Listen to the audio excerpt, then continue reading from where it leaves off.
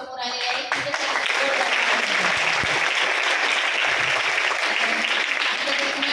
मी four wheeler चालवते तशी बऱ्याच वेळेस या शाळेत आले त्या वेळेस मी पूर्णपणे आपल्याला प्रोत्साहन देत असते आणि सगळ्याच कामामध्ये सहकार्य करतात. तिच्यासाठी गेली सर्वांनी करायला पाहिजे. मी इथं मीनाक्षीताईंचंच नाव घ्यायचं विसरलंय. मीनाक्षीताईंनी खूप छान कार्यक्रम आयोजित केला, त्यांच्यासाठी जोरदार टाळ्या.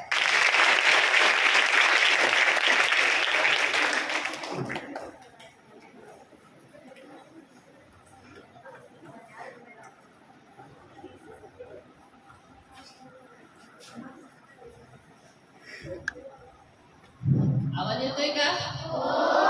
तुम्ही झोपलं नाही ना? हे झोपण त्याला 2 कॅट आहे. आज आपल्या शरीरात काही असे पार्ट असतात जे आपले पर्सनल पार्ट असतात, जेणेकरून कुणीही हात लावू शकत नाही आपल्या आईच्या आणि आपल्या व्यतिरिक्त. बरोबर आहे? माहिती आहेत का? आणि काही जागा सार्वजनिक असतात का आपल्या शरीरामध्ये? मला माहित नव्हतं.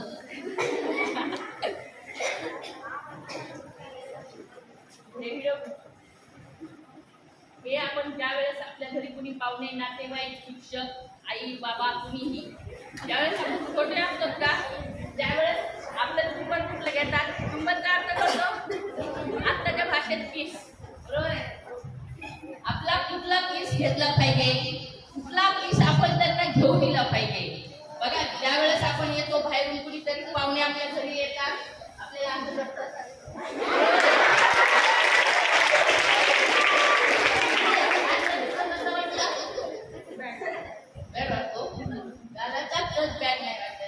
ज्यावेळेस तुम्ही तुझ्या होटाला तुझ्या नीटला किस करते तो लाईक ब्रँड. आवाज येतोय का तुम्हाला? आपल्या कोणत्या गोष्टी चांगल्या आणि कोणत्या वाईट हे आपल्या लक्षात येण्यासाठी हा लाईव्ह डेमो आहे. ज्यावेळेस एखादा आपल्या गालाला असं करतो बस तो आपल्यासाठी चांगला, पण ज्यावेळेस कुणी आपल्या होटांचा किस करतो, होटाला पप्पी घेतो, भले ते आपले आजोबा पण असू द्या.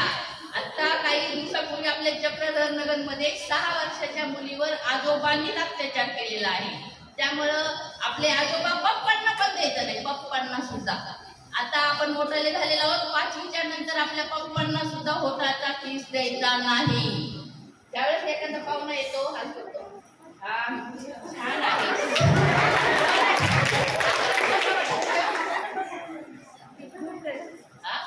वाटतो. आणि ज्यावेळेस एखादा पाहुणा येतो, तू खूप छान आहे, कसा वाटतो? हा कोणता आहे? हा बॅड आहे. त्यावेळेस असं केलं तर तेव्हा काय वाटतं? हा चांगला आहे. बरोबर आहे? आपले प्रायव्हेट पार्ट 1 नंबर हे, 2 नंबर हसायचं नाही, अजिबात हसायचं नाही. ही गोष्ट सिरियस आहे आणि सिरियसनेस ऐकायची, हसून ऐकायची नाही. ही तुमच्या आयुष्यासाठी महत्वाची गोष्ट आहे. ज्यावेळेस कुणी आपल्या छातीला हात लावतो त्यावेळेस नाही म्हणायचं. काय म्हणायचं? नाही म्हणायला शिकायचं. सगळ्यात पहिल्यांदा नाही म्हणायला शिकायचं. जोरात नाही म्हणा. ज्या कोणी वेळेस आपल्याला कुणी असं करतं, बाळा तू खूप छान आहे, तुम्ही माझ्यापासून लांब राहायचं, अजिबात माझ्या अंगाला हात लावायचं नाही. हा सूर तुमच्या सर्वांच्या तोंडातून आला पाहिजे. बरोबर आहे? पाठीमाग आपल्या पाठीमाग इथं कुठं प्रायव्हेट भाग नाहीये, कुणीतरी आपल्याला असं तो जाणून आपल्या आजोबा, मामा, काका, मावशी, आजोबा, बाहेरचे मित्र मैत्रिणी असंही कुणाला माग द्यायचं नाही. तो आपला प्रायव्हेट पार्ट आहे. तो काय आहे? आपला प्रायव्हेट पार्ट आहे.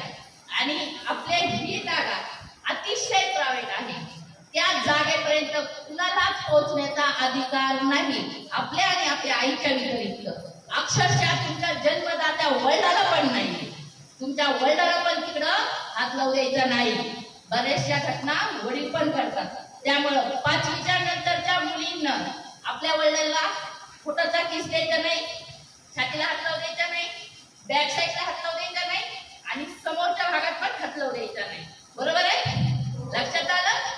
आणि पप्पा म्हणून जास्त पप्पाच्याही अंगलट जायचं नाही आणि आजोबा म्हणून आजोबाच्याही मांडीवर बसायचं नाही. आता पहिल्यासारखे आजोबा राहिले नाही. आता आजोबा अपडेट झालेले आहेत, पहिले गावरान आजोबा होते. त्यामुळं आलं तुम्हाला कळलं. तुला कसं वाटतं, कोणते कोणते जॅकेट मी तुला करून टाकायचे, तुला कोणते बॅड वाटतात, कोणते गुड वाटतात ते सांगायचे. Good touch,